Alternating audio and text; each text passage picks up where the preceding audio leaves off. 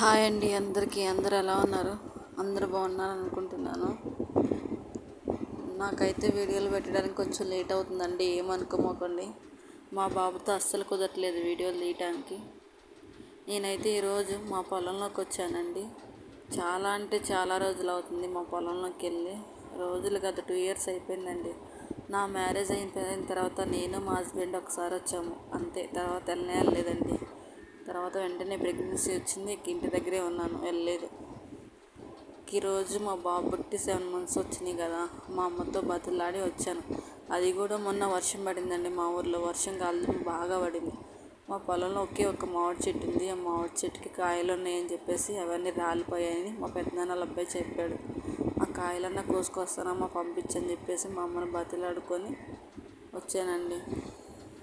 మా అమ్మ ఎందుకు పంపించదంటే మా నాన్న దగ్గరికి వెళ్ళి నేను చాలా బాధపడతానని చెప్పేసి ఏడుస్తానని చెప్పేసి పంపించదు మా అమ్మ. అది తప్ప ఇంకేం లేదండి. కనిపించేదంతా మా పెద్దనాన్నగారు వాళ్ళ అబ్బాయిది పొలం అండి.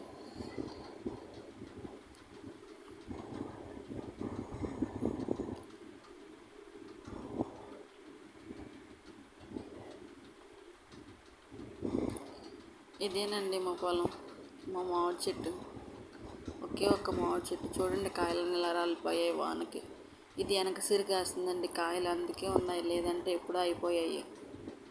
చాలా వరకు తీసుకెళ్ళిపోయారంటండి అందరూ. మిగిలిన ఉన్నాయి వరకు ఇంకా సర్లే ఇవి చాలే అని చెప్పేసి వాటిలన్నిటిని ఒక దగ్గరకు పోసేసి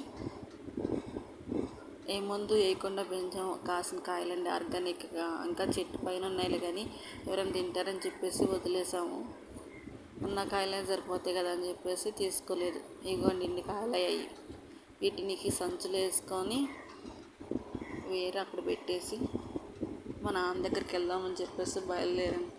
చాలా రోజులైందండి మా నాన్న చూసి. నేను ఎప్పటి నుంచో వెళ్దాం అనుకుంటున్నా, కుదరలేదు. అంటే మా సైడ్ వాళ్ళు ఎవరైనా చనిపోయిన వాళ్ళని శ్మశానంలో గట్ట కాల్చరండి. ఇంకా వాళ్ళకున్న పొలంలోనే సమాధి చేసుకుంటారు. వాళ్ళకున్న కొంచెం పొలంలోనే వాళ్ళకి చనిపోయిన ఎవరైనా బంధువులు ఎవరైనా సరే తీసుకొచ్చి వాళ్ళ పొలంలోనే సమాధి చేస్తారు, కాలుస్తారు. నాకు కనిపించేదేనండి గడ్డి తప్ప ఏం లేదు. 2 సంవత్సరాలు అయిపోయింది మా నాన్నగారు చనిపోయి. ఇంకేముంటుంది, ఏముండదు, గడ్డి తప్ప ఏం లేదు. చూసి చాలా రోజులైందని చెప్పేసి వచ్చాను మా నాన్న చూడటానికి కూడా ఏం కనిపించట్లేదండి. కాసేపు కూర్చొని మా నాన్నతో మాట్లాడితేనన్నా నా బాధలు తీరుతాయని చెప్పేసి వచ్చానండి.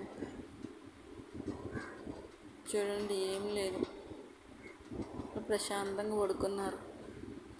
ఇంకా మా నాన్నతో కాసేపు మాట్లాడి తిరిగి ఇంటికి వెళ్ళిపోతున్నానండి మామిడికాయలు తీసుకొని. ప్లీజ్ నా వీడియోలు నచ్చితే కనుక లైక్ చేసి షేర్ చేయండి, సబ్స్క్రైబ్ చేయండి ప్లీజ్ అండి.